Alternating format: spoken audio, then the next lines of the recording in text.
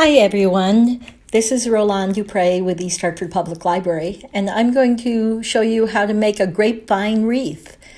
I'm cutting my own grapevines from the backyard. I let it go wild, and some of these canes just grew so lovely. They're light, nice and long, but they get stuck because, of course, they're vines and they grab onto everything, so you have to clip them. It's can be very difficult to disentangle the grapevines. And if you're out in the woods doing this, this is even harder because they grow totally wild. At least mine are kind of controlled every year. I take the longer ones I can, and you can see this one up close. It's still green since I just picked it, and it's flexible, and that's what you want. You want flexibility in these. So either in the early spring or late fall, that's when to pick them. I also have been picking other ones this one's very complicated, and I'm going to use bits of it for the wreath, but not the first one. It won't be the first one. The first vine you want is a nice circular straight vine. This one's got too many junctions and stems coming out, but I'm going to use those stems later, so you'll see this in action. This is the one I'm using for my first vine. It's just woven simply in a circle, and you can tell it's a nice long piece. And that crazy one I'm putting as the second vine, and you'll see my technique here is I get them nice and close and then twist one part over the other. And when it stops twisting, the end goes between the two.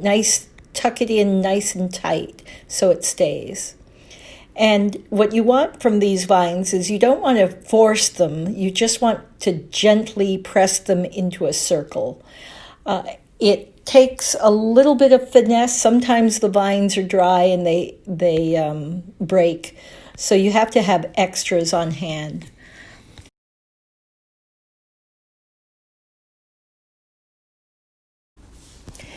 As you can see, I'm continuing to weave those in, overlapping them, the little stems inside the others and pressing them down in.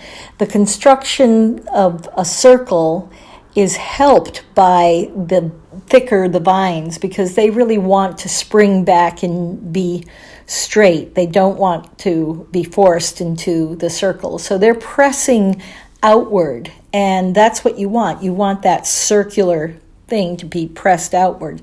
So you overlap the strong part of the vine into the weaker end. And then with those little stems, you just fold them in or use them as added strength for the wreath or the decorations that you're going to add to it.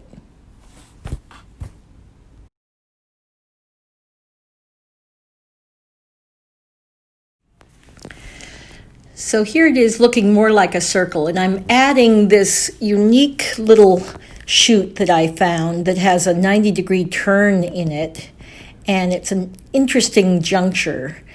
I'm going to use that. It's not a very strong vine, but it ties in very nicely with the wreath, and you'll see it gives me an advantage so I don't have to add something.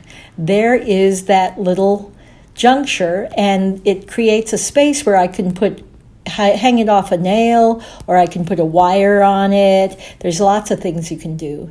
Now, this lays flat on the table now, but when I turn it over, it does not lay flat. It's kind of bumpy. So I'm going to work on this side a little more and get it more flat. I'm going to add some more pieces to it. This is bittersweet. It's an incredibly invasive species of plants that we see all over New England in the woods and climbing up trees and choking the native species. But it is very pretty in the fall when it produces these berries. And I'm adding it to this because that's what I've found. But you can add anything. This is yarrow that is blooming in the front of the library, and I've added that as an added texture to the wreath. And it will fill in some of those gaps and give it a little bit of ornament. You can add ribbons, you can add whatever you like.